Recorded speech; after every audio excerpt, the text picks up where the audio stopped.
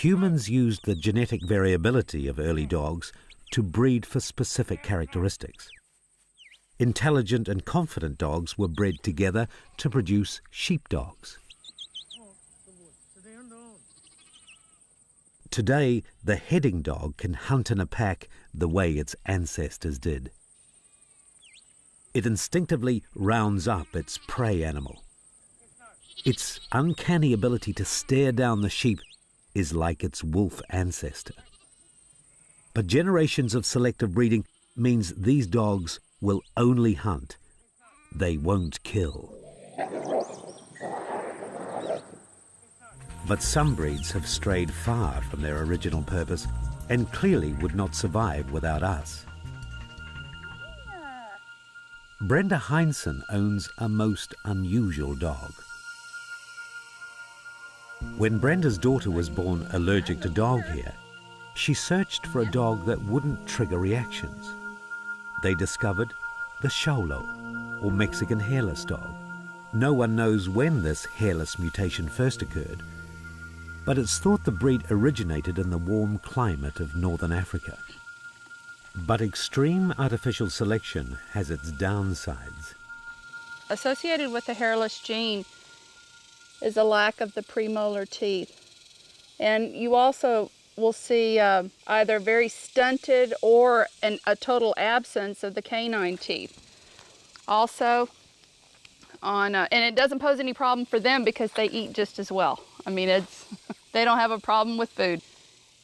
Hairlessness may be a bonus for Brenda and her family, but for the Xolo, the lack of protective fur isn't.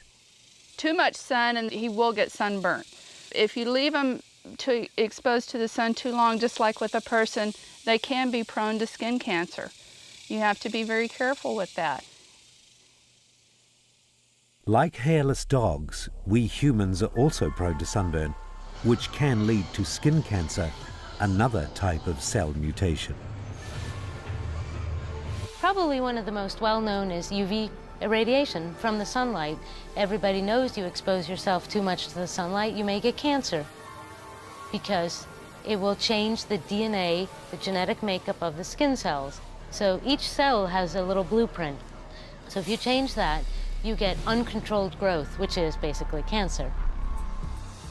Ultraviolet radiation can have devastating effects on our DNA, causing replicating cells to lose the ability to switch off. Cells grow randomly, and cancerous tumors can develop. Radiation from sunlight is a mutagen, an outside force that can cause a mutation in our DNA. But we're also affected by chemical mutagens, and they pop up in some surprising places. The humble barbecue can create a deadly weapon against the human body. Fat drippings from meat can burn. In the resulting smoke are chemicals called PAHs. It's all just part of that barbecue flavor. But once eaten, PAHs can pass into your cells and damage your DNA. Different mutagens cause their damage in different ways. They can scramble your DNA completely. They can take large chunks of your DNA out, invert them, or put them on the other strand. Or you can have just huge deletions, meaning that whole sections of DNA will be missing completely, just zap, gone. The whole world witnessed the effects of a most powerful mutagen during the Second World War, when America unleashed the terrifying specter of atomic warfare. In August 1945, they detonated 2 atomic bombs, the first on the city of Hiroshima, the second on Nagasaki. The bombs caused widespread devastation and left a lethal legacy of radiation.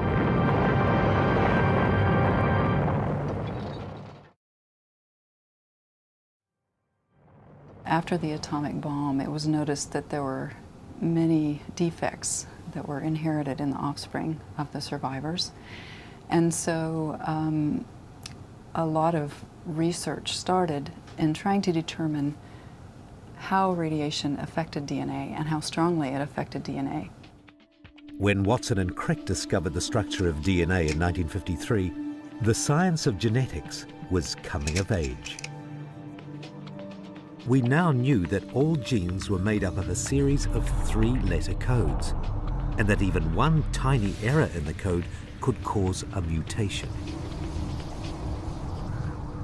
But the genesis of genetic research began much earlier in the century.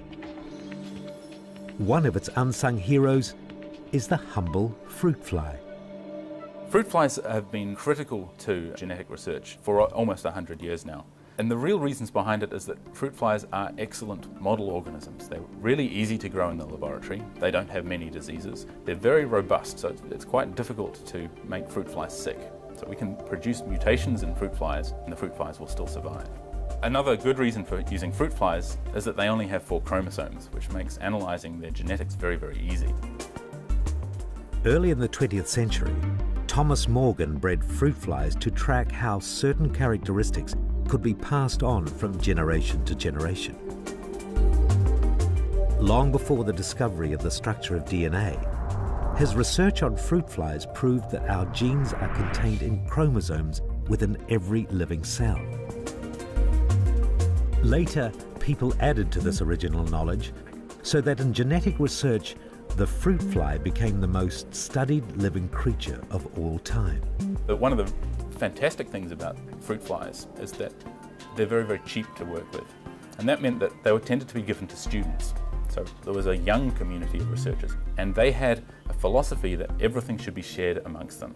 So if one person produced a mutant line of flies, that line of flies had to be available to the rest of the community. And that meant that fruit fly research really rocketed because everyone was sharing information and sharing ideas.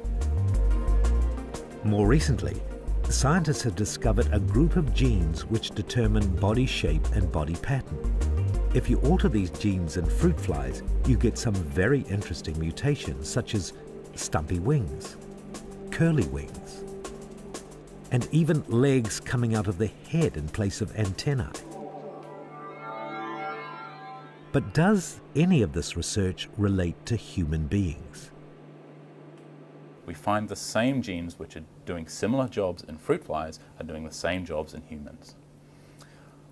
What that means is that fruit fly research is incredibly useful because it enables us, in a simple system, to understand how genes work.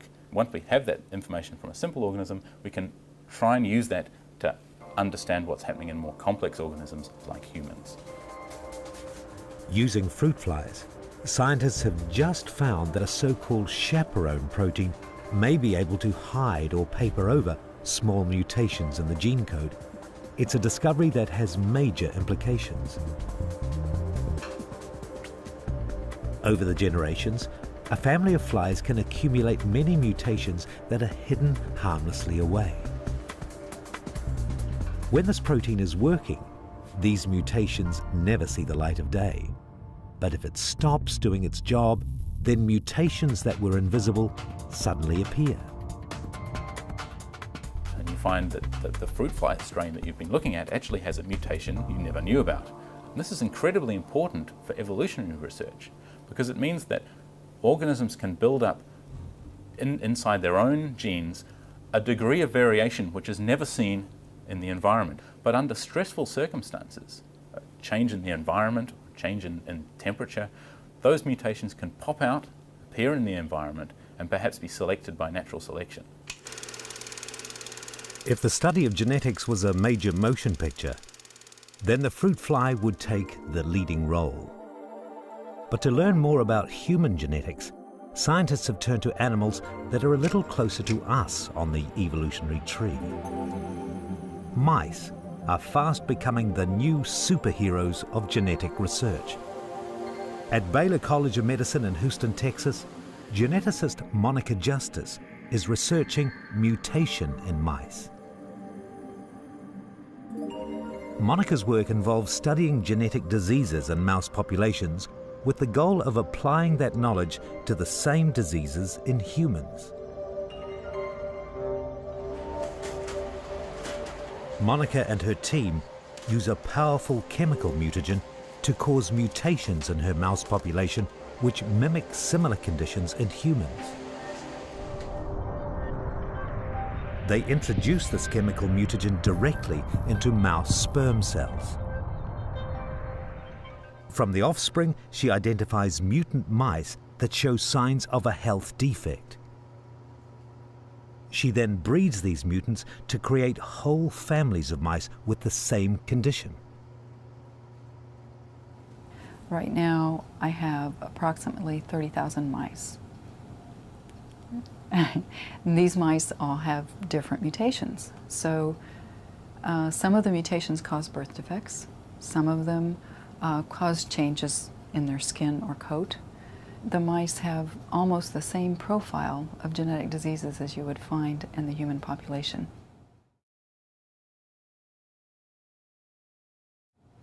Whole families of mutant mice are then treated for their various conditions.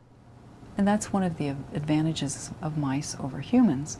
Usually if we have a disease in humans, we may choose not to have more children or something, but we can produce lines of mice that produce this disease. And then we can determine how that disease might be treated.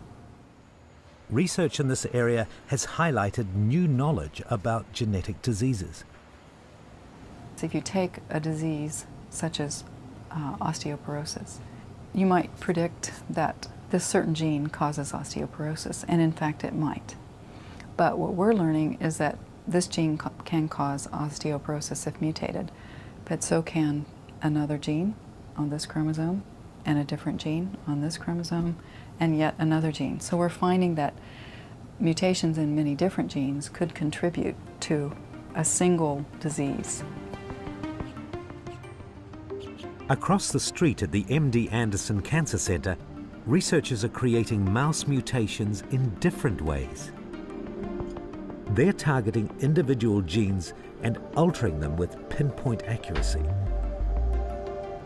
It's a fiddly business, but it's actually possible to insert new genes into a mouse by micro-injecting foreign DNA directly into a fertilized mouse egg.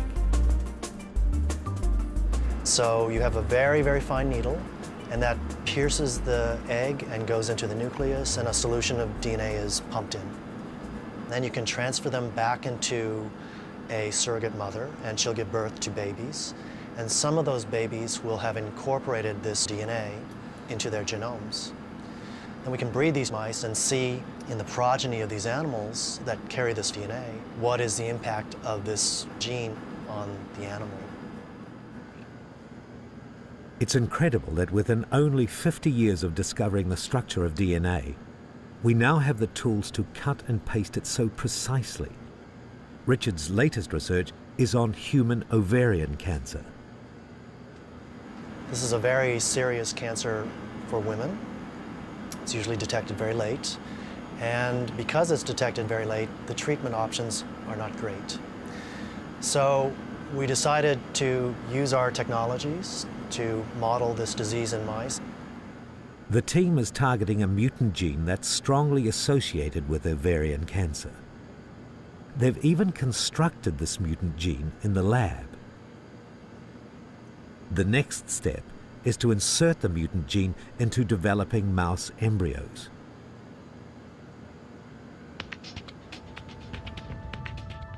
The mutant gene replaces the normal one, slotting itself into the exact same position in the mouse genome.